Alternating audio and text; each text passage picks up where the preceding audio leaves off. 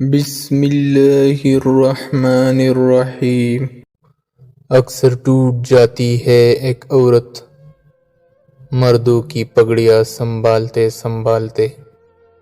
مرد اگر سیرت کو ترجیح دیتے تو عورت صورت کی بجائے سیرت سنوارتی۔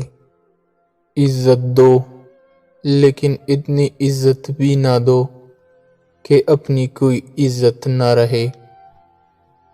عورت کی بربادی اسی وقت شروع ہو جاتی ہے جب اس کے حسن کی تعریف ایک غیر مرد کر رہا ہو اور وہ کمعقل اس پہ خوش ہو رہی ہو۔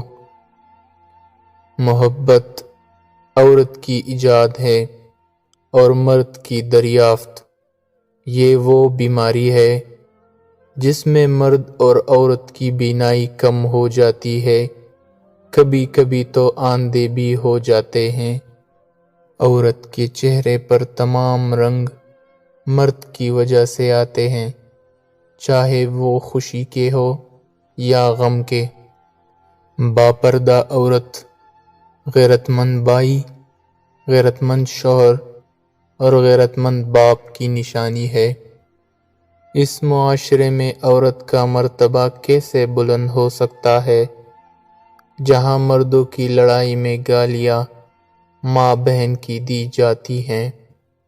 اچھی لڑکیاں اپنی اداسی کو گانے یا ڈرامے دیکھ کر دور نہیں کرتی بلکہ نماز، قرآن اور دعا سے ختم کرتی ہے۔ سوچ اچھی ہونی چاہیے کیونکہ نظر کا علاج ممکن ہے لیکن نظریے کا نہیں۔ اچھی عادت کی مالک، نیک اور پارسا عورت کسی فقیر کے گھر میں بھی ہو تو اسے بادشاہ بنا دیتی ہے۔ اگر کسی شخص کو خود میں کوئی عیب نظر نہ آئے تو سمجھ لے کہ اس کی جہالت اپنی انتہا سے بھی آگے نکل چکی ہے۔